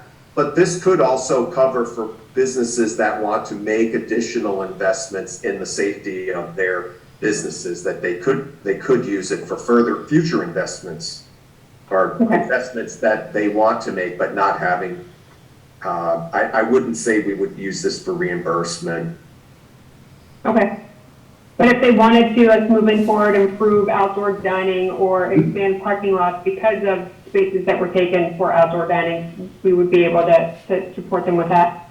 Yeah, they would have to demonstrate it, and we would have some committee, and maybe this is what the EDC could help with. We get this grant out here. It could be the role of the EDC to select who gets the funds.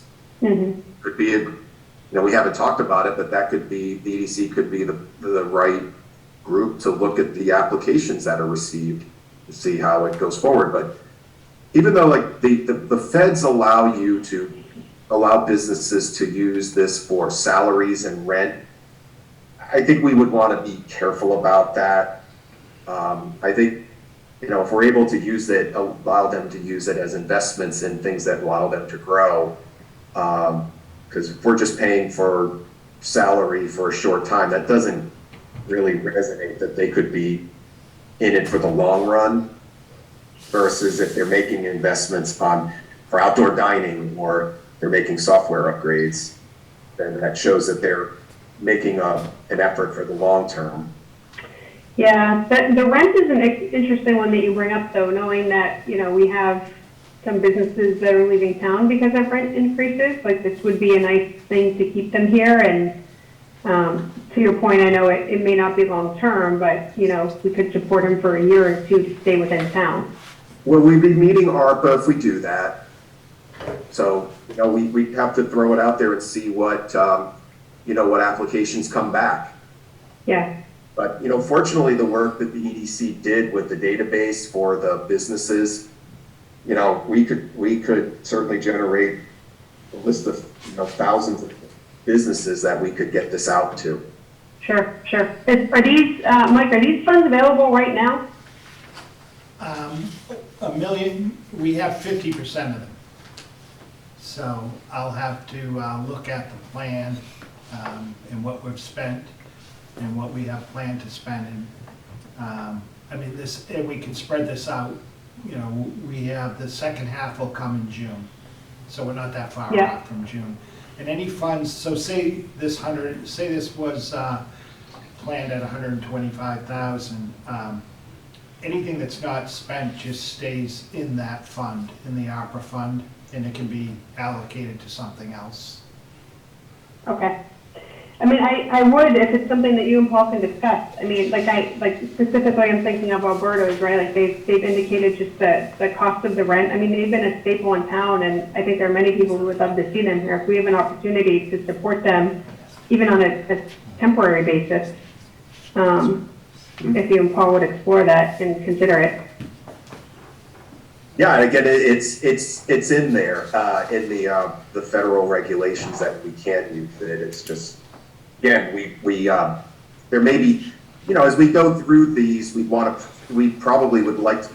prioritize certain investments over others. But if by chance, if we don't, if we get 5 of them and only worth, let's say 100,000, we might say all 5 meet the criteria for ARPA and approve them.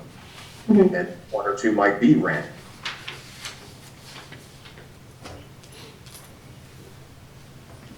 Yeah, thank you, Paul. Any other questions for Paul? And I would just reinforce that if that second bullet point, the small business aid does go live, I would make sure that that is something that is indexed and viewable for folks, and to control where that is going, should show that through. The last category is infrastructure and water and sewer. The first 2 projects there, the projects that were approved previously, coming out of the Bristol County reallocation, and they had the other request also, which greatly exceed any balance that we'd have, but. I was gonna say, I'm pretty sure I'm up to date on my math. But those are just so you see what they had submitted on 4 projects. And just to... Mike, I'm sorry, before you go on. Yep. The Bristol County reallocation, so that the asterisk is there, so does that mean that we are not getting money for those? The first 2 we did, we put in through Bristol County. And okay. I'm just showing that that's what the star is, and the X means that that's already been committed. So, okay, and then do we have an opportunity, like I know that we don't have the funds for $4 million, $2 million, but is there an opportunity to give a portion to other projects? There is, yep. Okay. And just to show you, right now, just looking at the municipal allocation and some of the items that I had marked as X as committed, things that we're moving forward, that's $326,808, which would leave a balance of $1,761,120. And under the Bristol County allocation, the $2,912,500 that's committed on those water and sewer projects would leave $962,165 balance. Now, if you took that, we go back, if you look at the $1,761,120 under the municipal allocation, and if you took off all the projects other than the water and sewer infrastructure projects, all the projects that were shown as requests right now, which doesn't include a van or a driver for the COA yet, that would only leave a balance of $275,000. So, we'll have to be careful about some of the larger ones. I already talked to the chief, and the breathing apparatus, $500,000 could be a problem, but we'll have to look at that and any other projects that come in before committing to anything. Yeah, if that grant comes in, right, that could offset. Right. That gives you a third back on that. More in a couple months. Great. And as you have questions after you review everything, let me know. That's great. I have 2 questions if no one else does. Okay. Is there any revisions for school funds through this, or is this more municipally focused? There could be. I know that the schools did receive quite a bit under ESSER, 1.5 million under ESSER funds and coronavirus relief funds and coronavirus prevention funds, but yeah, any projects that come forward, you know, we'll vet them all. Okay. Yep. All right, so they are not excluded? Nope. Okay. And then my other point, more of a clarification, when we go back to the main categories, item 3 does include broadband infrastructure. So Yeah. one of the things that we have been talking with Jason Benjamin, Director of Norton Media Center, and Ray Cord from NEMA, is this wireless internet service provider. And just for everyone's edification, they had said that the 50 megabits per second speed that they have is not considered broadband, so that's not applicable to here. They did look into what it would take to go to broadband, but that is orders of magnitude more investment that would completely change the ROI on that. So, great. All right, Thank you, Mike. thank you. From one long document to another, up comes the review of the spring annual town meeting warrants.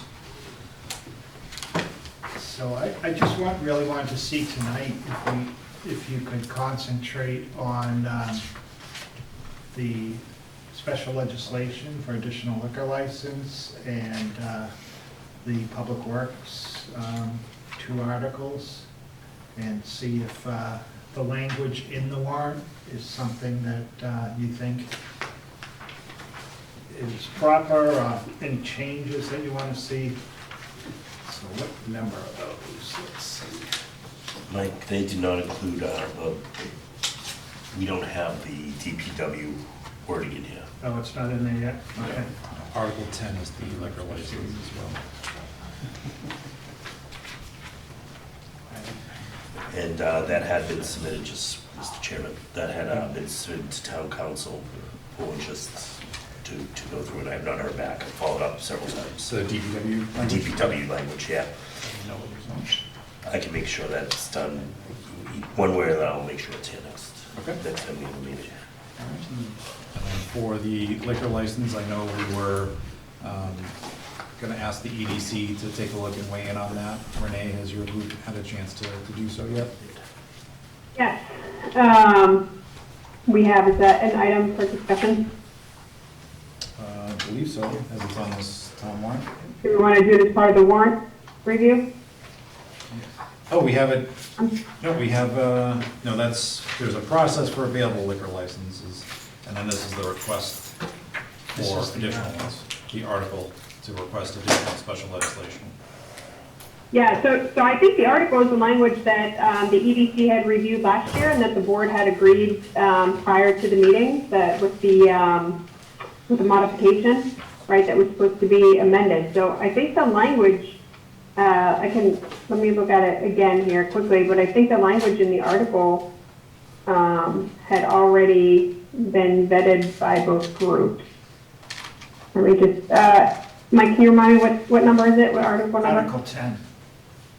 Thank you.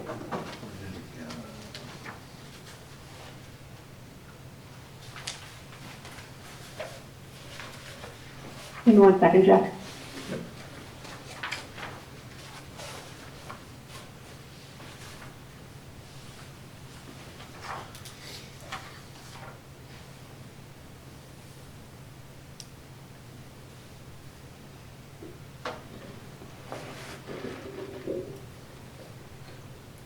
Yeah, I think what's added here, I don't remember seeing this last year, was the authorizing the select board to establish a liquor license review committee and a competitive procedure for allocating liquor licenses. But otherwise, what we talked about specifically were the locations being East Main Street between this intersection with I-495 and kind of Easton, and then the other license within an area from Old Colony Road, the Old Colony Road intersection with North and South Worcester Streets to the Attleboro City line. So that was consistent to what we had agreed upon last year. And then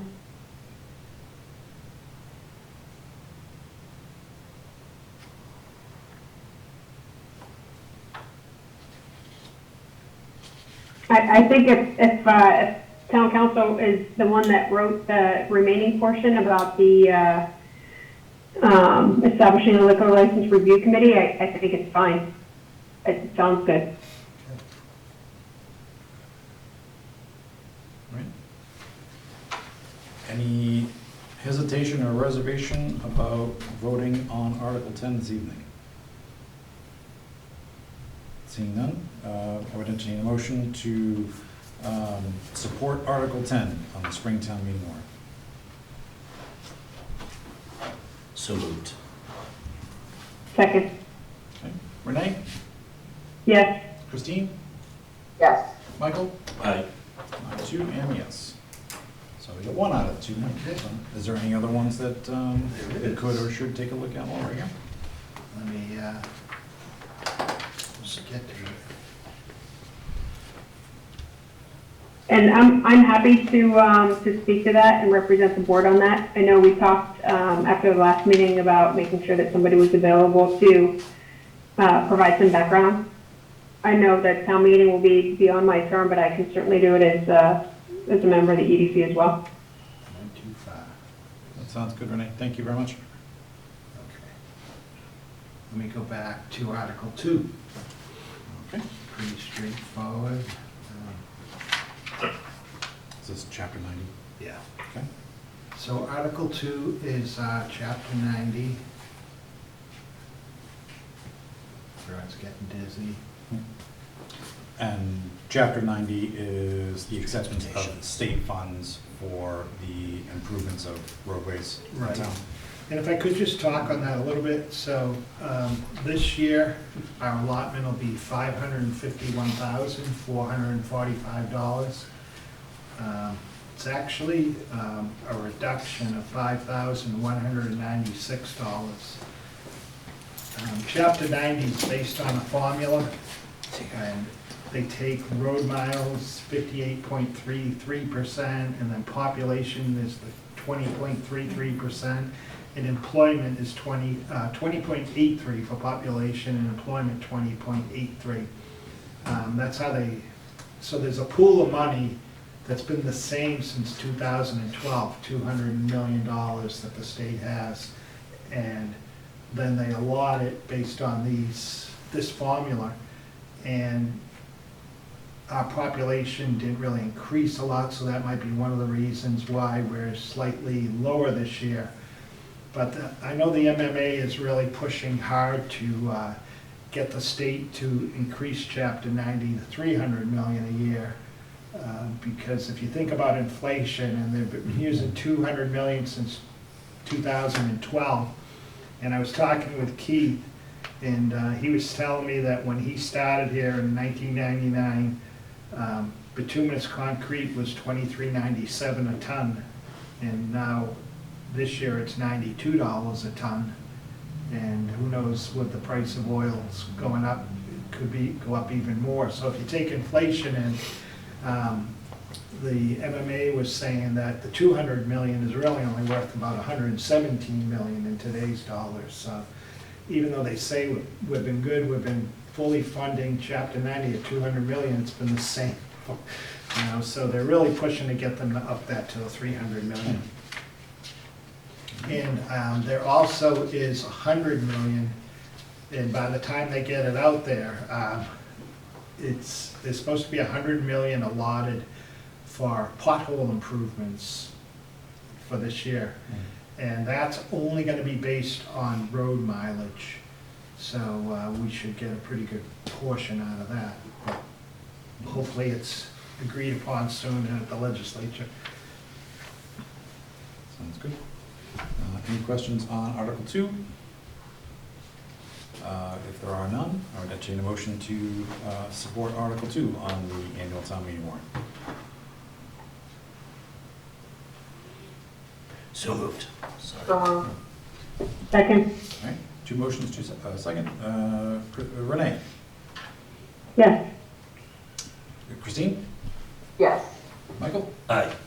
I too am yes. All right. And I know Paul had told me that a couple of the petitions, zoning articles, I think are being presented next Tuesday at the planning board. So if anyone would like to tune in, it will be a hybrid meeting. Okay. And so anyone that lives in the Elm Street area or the Reservoir Street area, there's a couple rezoning petition articles. The Reed and Barton site, and also a site that goes from Reservoir Street out and around to 140. Okay. I know we just scheduled a joint meeting that day. I personally am very interested in these articles, so I might have to step out of the executive session for these. Okay. Understood. Mike, we can have them present to the select board, right? We have in the past, I thought. Yes, they can, yep. And could I They have. recommend that we have them present? They're gonna present Tuesday at planning, and then we can have them come to your next meeting if you'd like. Okay. I think that would be Yeah, good. that would be, yeah. I think there's a That would be lot helpful, of thank you. interest in these two in Yeah. particular. Okay. All right, Anything else on the warrant at this time? that's it. Okey-dokey. Question, maybe I just missed it before. Do we always put AD after the date on the warrant? That looked new to me. I think we do. Okay. Do we always put what, Jack? What'd you say? After the date, it says AD, and I don't recall seeing that previously. So, just something else I picked up on already. All right. Where's that? On the front page of the warrant, I'm looking at it. in the greetings section, fourth line, 7th day of June, Oh, 2022 AD, at 7 o'clock in the evening. I don't know that I've ever seen that either. I don't know that I would ever catch it though. I have to go back through my files and see if it's there. Okay. Thank you, Mike. Next up, a discussion on the debt exclusion tax impact. So this is something that I had asked Mike and Jen to put on, and that's to clarify something that became apparent to me last week after FinCom met to discuss the budget. During the run-up to the debt exclusion vote, I personally had said several times that the tax impact from the projects would not be felt until they were complete, and that was wrong. We are going to start seeing the impact as the borrowing starts, which will be in FY '23. I think there's $4.8 million going out, so about 1/10 of the total borrowing cost. So I feel ashamed and terrible for misspeaking and being just flat out wrong with that. Had I sat and thought about it, would have changed that wording to the full tax impact wouldn't be until the projects were complete. So we are going to start seeing that impact about a year ahead of when I had communicated. So from the bottom of my heart, I do apologize for being wrong. I feel absolutely terrible about that, and I wanted to take a moment to acknowledge that publicly, and I'm sorry if I misled anybody on that. Any questions? Nope.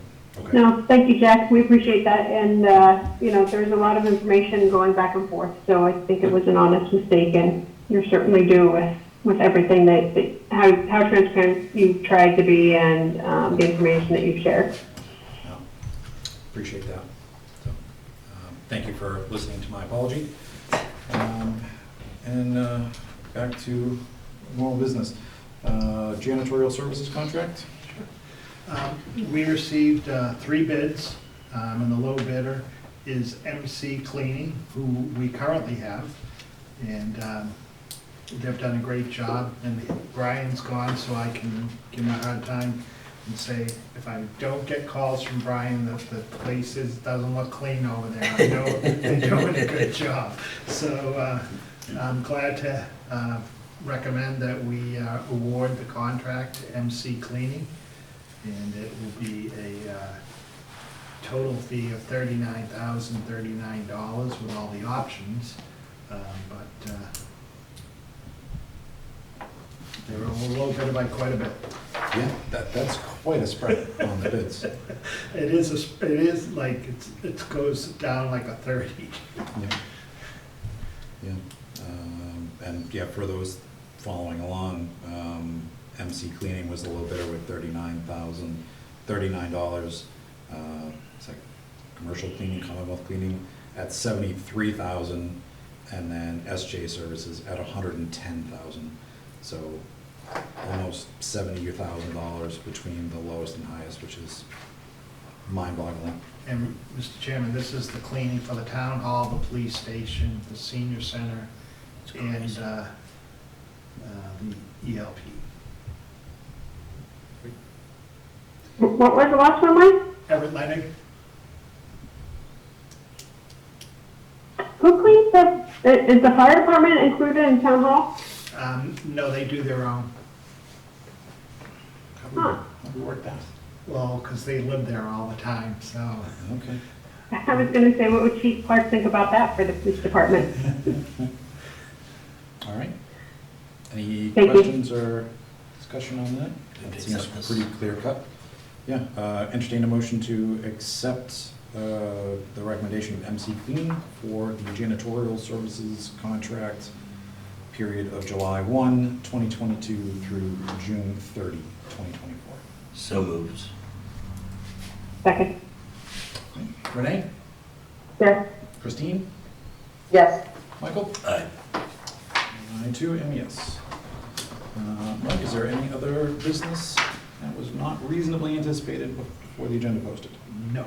Okay. So we'll jump into old business, discussion and or vote about the special town meeting for Tuesday. So I think we had talked about doing that later in April. Yeah, if I could just talk to you about that a little bit. We're, believe it or not, really running out of time. If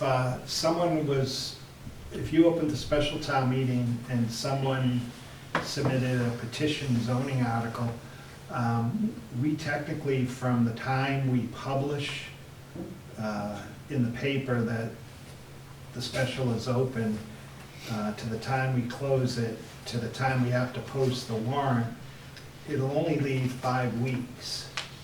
And, you know, for the planning board, say someone submitted a zoning article and the planning board has to advertise, they have to have signs made up, they have to hold the hearings, 5 weeks is tight. And people, town departments have known since December that there'd be a special, so I think they would have been prepared. Okay. I leave it to the pleasure of the board how they want to proceed. I think we should open it up, Mr. Chairman. I think it's to the town manager's point. I think, I don't think there's anything really stopping from us that we think, okay, let's just wait on it. So at this point, I would say that we should open up the special town meeting. I still think we should wait a couple weeks. I think that, it's gonna open and close an opportunity if we determine that there's something that wasn't on the warrant already. Mike, are you aware of any sort of a change that would require the planning board that somebody's looking to submit through the special town meeting? I am not. Yeah, I think as we go through and FinCom goes through, that there may be an opportunity where there's an article that's missed, and if we open it now, we could lose that opportunity. Okay. I know we talked about end of April. Can we do it at our next meeting? Yes, I just caution you that, it does, so you wait a week, there goes, we're down to 4 weeks, you wait another week, we're down to 3 weeks. It doesn't give much time for review of things, but. Yeah, honestly, I'm more concerned about the planning board not having people in the seats, right? That to even review something. They have the seats now. They won't after the election. They may not have that. Yeah. Yeah, but that's why if we open it now. Well, the election's in 4 weeks, so that's not gonna help us. Right? It doesn't hurt. Based on what you said, it's a total of 5 weeks that you need, that they would need based on posting notices in the signs. So that ship is already sailed. Right, it puts us still at a week, we'd be a week past that. So, and, I mean, I'm like, I don't know how to handle it, like, you know, I know there's been discussion about if they can't get through certain items, they may have to push it, to when a new board is seated. What is the I don't know how that impact is with the town meeting. What's the benefit with waiting? Well, I mean, we found it before where, like, we've forgotten about an article or we didn't get it in time, and so I think the benefit of waiting is while multiple groups are talking about the article list, that if something comes up that we overlooked, then we have an opportunity with a special town meeting to put it in.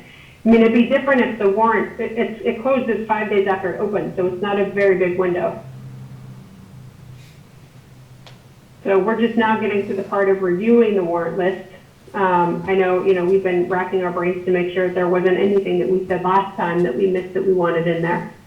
So I wouldn't want to take the opportunity that we missed something on a potential chance that there's a planning board article out there.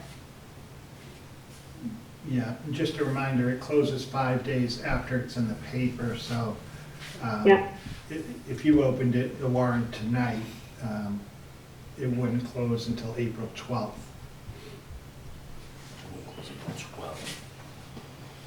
And then if we wait 2 weeks, then that would be April 26th, if I'm mathing correctly.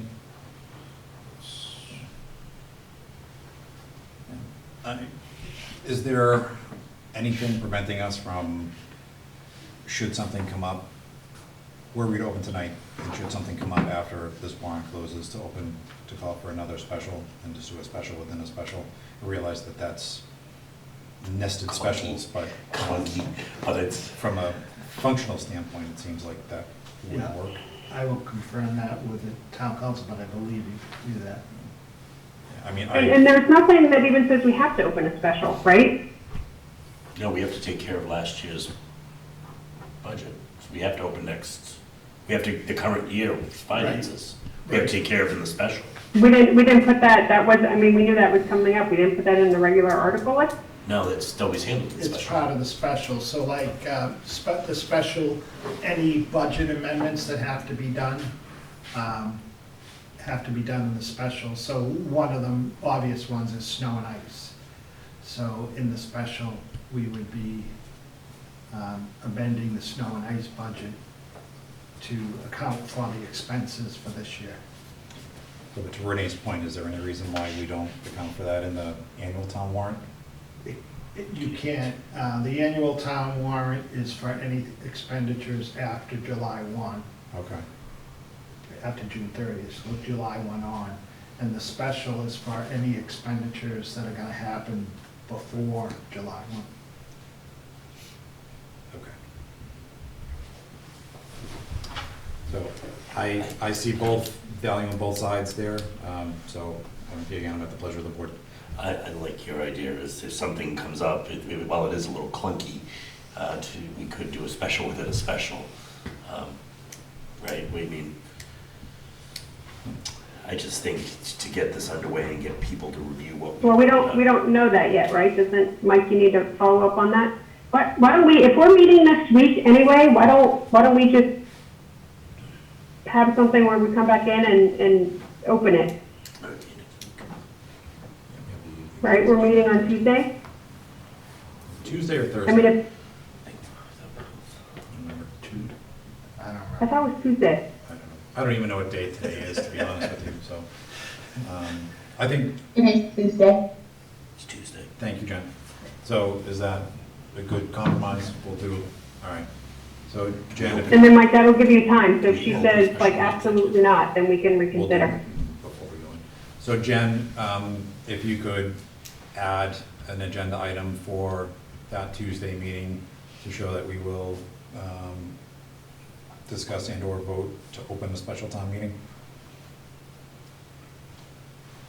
Yep, I can revise the agenda and repost it. Awesome. Okay, and Jen, that meeting right now is set for 7:30, right? Yes. It's a joint. Can we, would you guys be okay if we did 7:15 so we're not inconveniencing the Conservation Commission? Fine with me. Fine. Are we allowed to change the time after the agenda's been posted, though? It hasn't been 48 hours. Right. Okay. Cool. Very good. Thanks, everybody. Review of the process for available liquor licenses. This has EDC written all over it.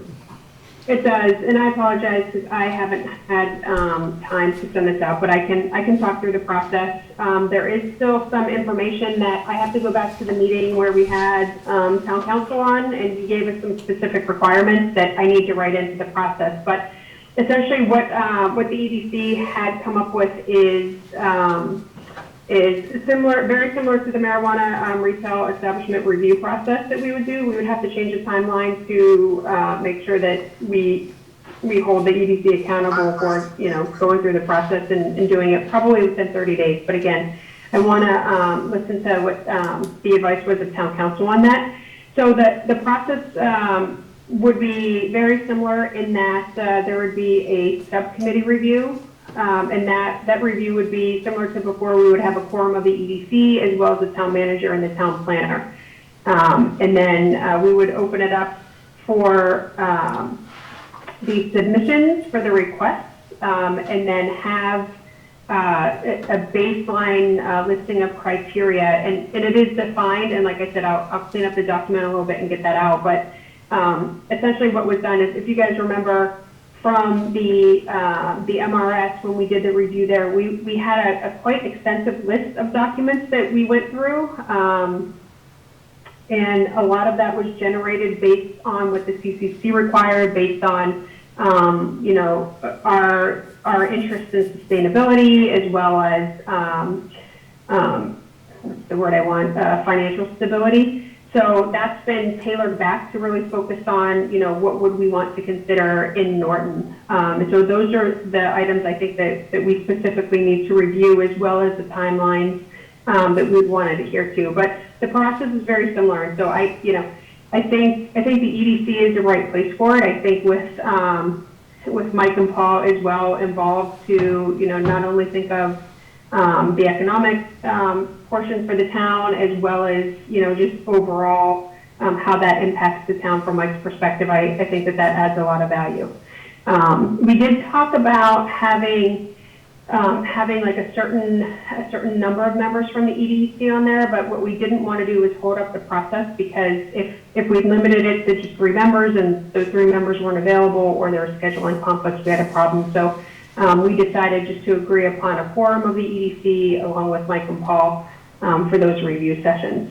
So very similar process, making sure it's consistent, making sure that the criteria is defined, and that businesses would be rated on some scale.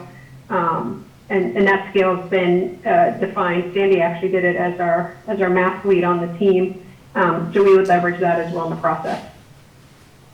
The question, Jack, that came up is, and again, I think it goes back to what we need to do, following from the law. So if you remember, for the marijuana retailer subcommittee, what we did is out of all of the applicants, we selected those that we would recommend to the board.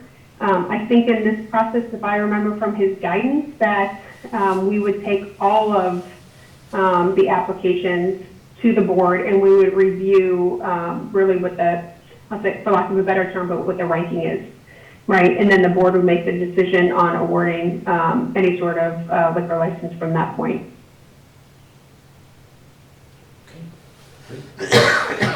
Any questions, comments on that? That makes a lot of sense to me.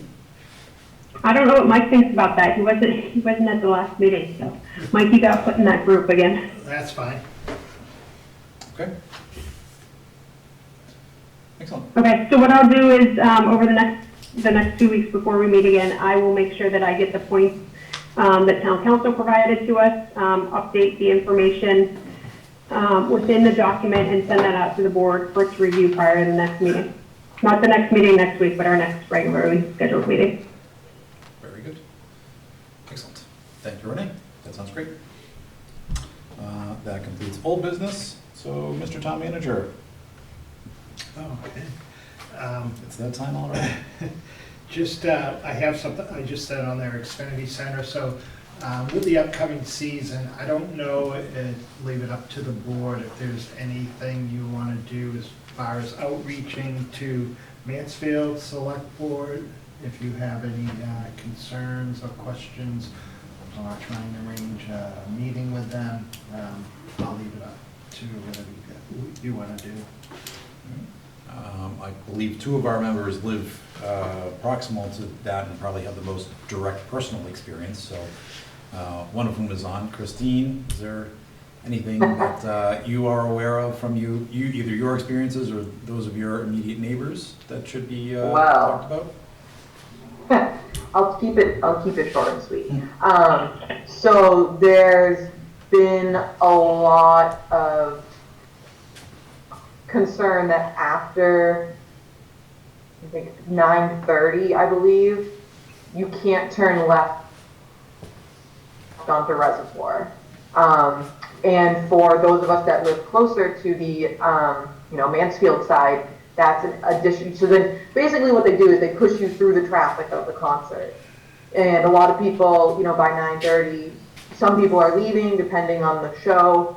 But if you're getting home at 11, you're stuck in the traffic. Your other option is you either go through with the traffic, but when you get stopped in front of Xfinity Center, they never let you go because their main priority is letting people out of the concert when there's people just trying to get home. Your other option is going down to exit whatever the heck it is now on 123, and getting there, and then going back roads down North Washington Street, or going to the other end of Reservoir if you're that way.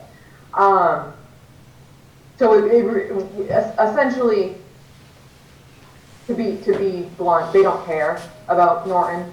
They really don't. I've seen a lot of times people have been waiting at lights, and I've gotten complaints a lot about just the cops, like if they're, or not the cops, whoever's doing the traffic detail, people waiting at the top of Reservoir to try to turn towards Norton, because they turn it into, I think they turn it into a blinking light before the concert starts. And there's been trouble, letting people, stopping the traffic there. So I just really emphasize being more considerate to people because Xfinity Center is closer to Norton. So honestly, just if we could just ask them to be a little more considerate to our neighbors. All right. Thank you, Christine. That wasn't short and sweet. I rambled, so I apologize. It's you. The passion came through. So, Mr. Chair, I think to the town managers, maybe we could get them on a joint meeting just real quickly. I think that would be an interesting. I don't think we've ever done it. Be interesting. I think, and I know it's a passion because Christine lives so close, but I do think they care. I think the offices care. I think it's a matter of public safety, but they may not be aware of our concerns as Norton citizens and so forth. So, I'm not sure if that's even an option to maybe have a joint meeting with the Mansfield Select just to find out what's on there. They may have concerns that we don't know about also. So that makes sense. Very good. Thank you. Anything else? I'll glad. Just I leave you the liaison, but I'll keep it calm. I live not too far from the Xfinity Center, so expected to be a busy season around the Xfinity Center, and I go see that and take photos and videos of the concert goers, and it's going to be a busy season. I have no complaints at all, and no worries about Xfinity Center because they bring a lot of business to Mansfield and Norton, and that's a good idea. You're going to have a good joint select board for the Mansfield and Norton select board meeting, so Thanks, Peter. That's a good idea. All right, thanks, Peter.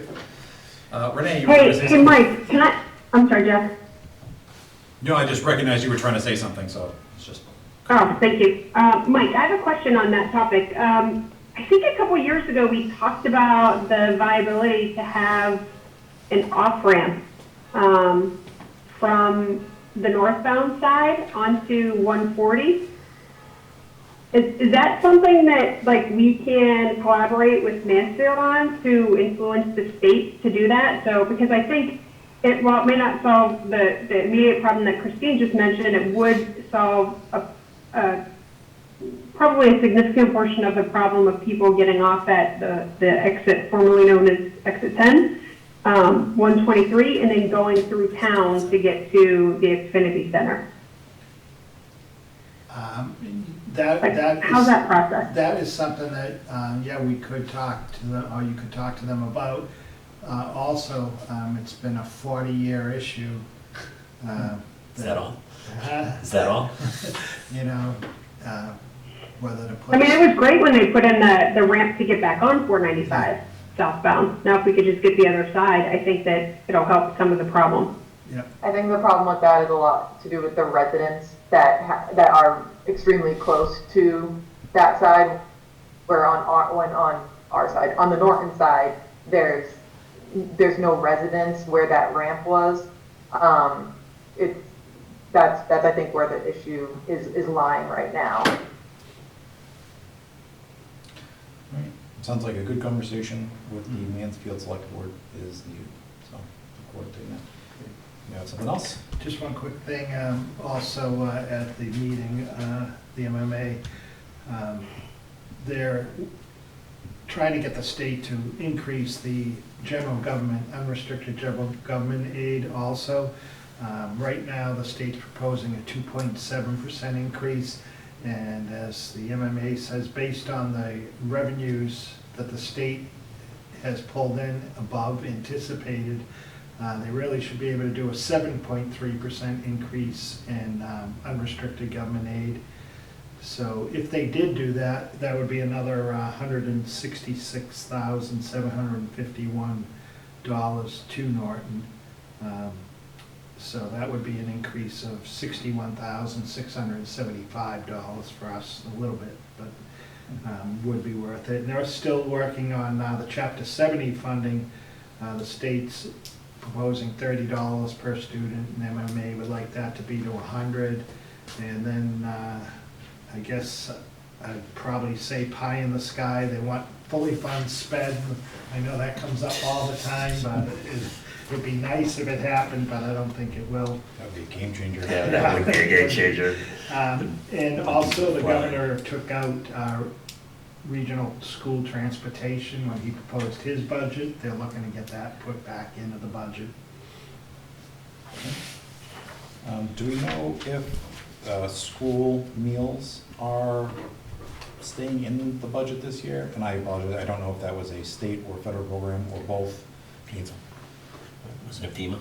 FEMA started it, and then I was picked up by something else. I'll check with the schools, but I thought the federal was ending. Yeah.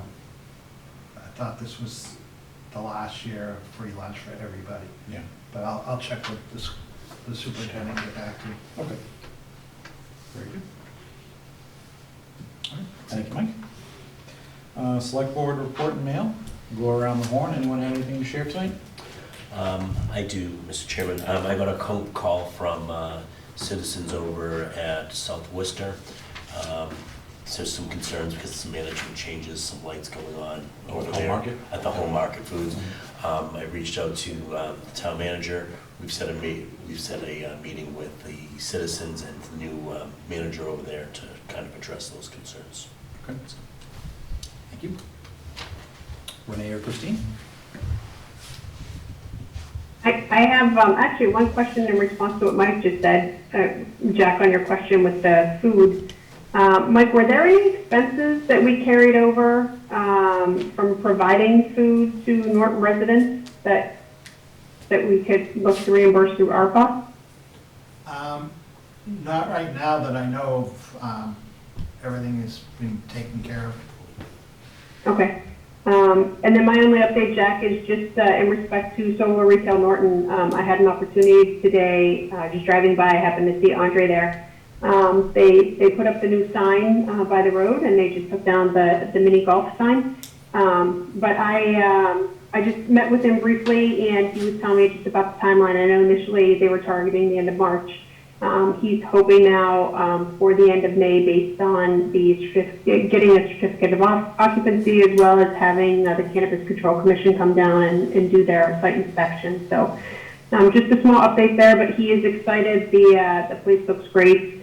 They still have some work to do, but you know, he's hoping to open in May and take advantage actually of the Xfinity traffic in that area. So while it causes traffic problems, it can also help us with some revenue.